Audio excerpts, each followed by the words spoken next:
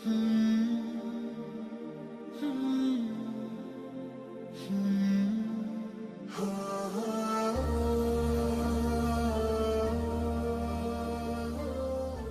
আলহামদুলিল্লাহ, ওয়াসসালাতু ওয়াসসালামু আলা রাসূলিল্লাহ, বাদ। আহলান ওয়া সাহলান ওয়া মারহাবান বিকুম। পৃথিবীর যেখান থেকে দেখছেন বাংলাভাষী দিনী ভাই ও বোনেরা, সবাইকে স্বাগতম জানাচ্ছি আজকের এই পর্বে। আমরা আলোচনা করছিলাম সিয়ামের ফজিলত বিষয়ে। আজকে আমরা আলোচনা করব যে সিয়ামের অনেকগুলা ফজিলতের মধ্যে আরও কিছু ফজিলত রয়েছে। যেমন সিয়াম হচ্ছে মানুষের পাপ মোচনের বড় একটি মাধ্যম, বা কাফফারা, পাপ মোচন হয়।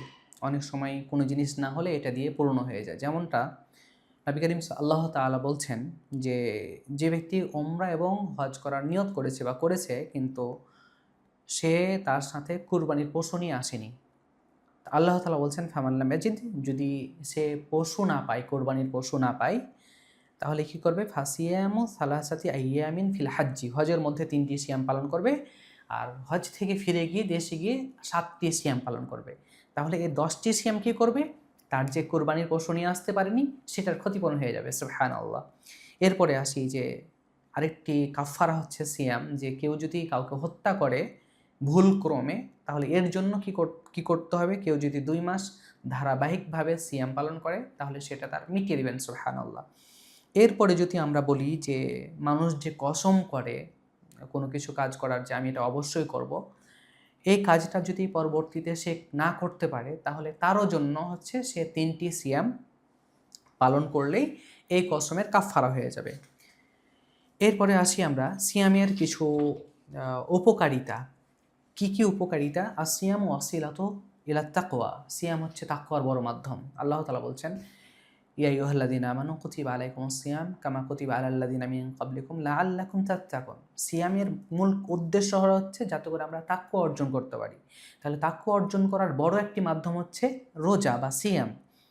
2 নাম্বার হচ্ছে যে আসিয়ামু ওয়াসিলাতু ইলা শুকরিন নিয়াম, আল্লাহ তাআলা যা নিয়ামত দিয়েছেন আমাদেরকে, এই নিয়ামতের শুকরিয়ার একটি বড় মাধ্যম হচ্ছে সিয়াম। কেননা মূসা আলাইহিস সালামকে যখন ফিরআউনের কবল থেকে নাজাত দেওয়া হয়, ফাসামা মূসা শুকরান লিল্লাহ, মূসা আলাইহিস সালাম, যেটা আমরা বলি যে আশুরা সিয়াম, যে মূসা আলাইহিস সালাম একদিন সিয়াম পালন করেছিলেন। মূসা ফিরআউনের কাছ থেকে নাজাত পেয়েছিলেন, তার জন্য আল্লাহ তাআলা তাকে নাজাত দিয়েছিলেন, এর জন্য সিয়াম পালন করেছেন।